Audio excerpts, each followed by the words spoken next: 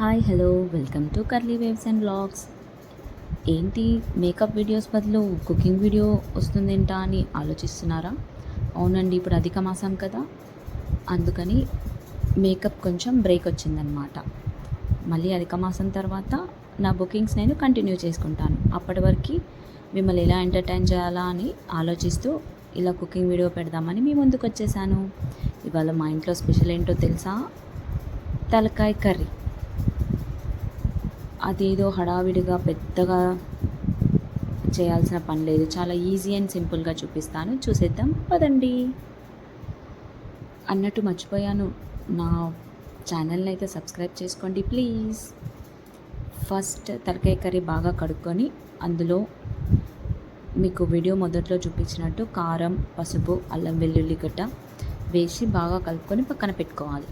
ఇప్పుడు ఒక పెద్ద కుక్కర్ పెట్టుకొని దాంట్లో 3 స్పూన్స్ ఆయిల్ వేసి, ఆయిల్ వేడెక్కాక బిర్యానీ గరం మసాలాలు వేసాను. వేసిన తర్వాత అవి వేగాక ఆనియన్స్ వేసాను, పెద్దవి 2 కట్ చేసుకొని వేసాను.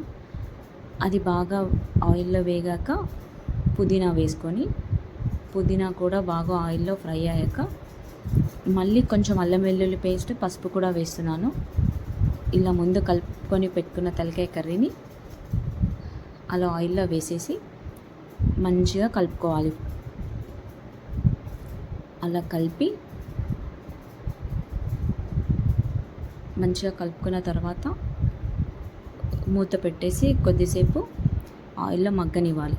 సారీ అలా కలుపుతుంటే ముక్క పక్కన పడిపోయింది, ఏమనుకోకండి. చూసారా, నేను మీకు ముక్కలు చూపిద్దామంటే నేను పెట్టిన సరాతంకి ఆ స్పూన్కి ఆ ముక్కలు రావట్లేదు. ఎందుకంటే ఆ స్పూన్ ఎందుకు పెట్టానంటే కలపడానికి కన్వీనియంట్గా ఉంటుందని. చూసారా, ఆయిల్లో బాగా ఫ్రై అవుతుంది.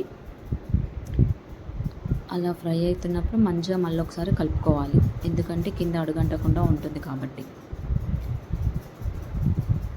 చూస్తుంటేనే నోరు ఊరిపోతుంది, తింటే మాత్రం సూపర్గా ఉంటుంది. మీరు కూడా ఎప్పుడైనా తలకాయ కర్రీ వండారా? ఎలా వండారో, ఎలా ఉంటుందో టేస్ట్ నాకు కామెంట్ చేసి చెప్పండి. అలా మంచిగా కలుపుకొని మళ్ళీ ఒక 5 మినిట్స్ మగ్గనిచ్చాలి. అప్పటి వరకు రైస్ అయిపోయింది. చూసారా, రైస్ కుక్కర్లో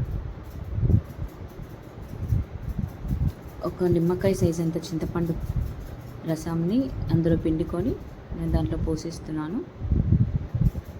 అలా పోసిన తర్వాత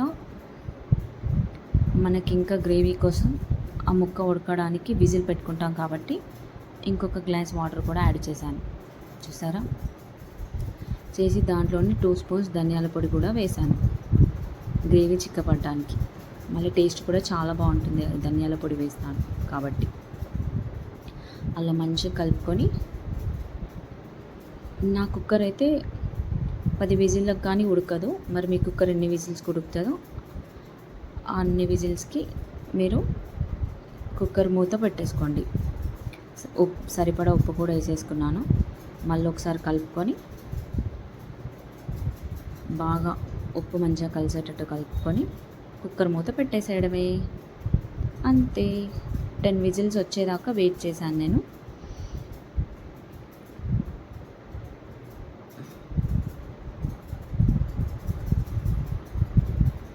విజిల్స్ వచ్చేసాయి. పక్కనే బ్రెయిన్ కర్రీ కూడా అవుతుంది. చూసారా, వేడి వేడి తలకాయ కూర అయితే రెడీ.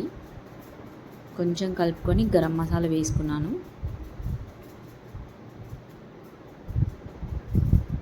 చూసారా ఎంత బాగుందో, చూస్తుంటేనే నోరు ఊరిపోతుంది. కొంచెం వాటరీగా ఉందని చెప్పి మళ్ళీ కొంచెం సేపు ఉడకబెట్టాను. అంతే, మన వేడి వేడి తలకాయ కూర ready. Thanks for watching, bye.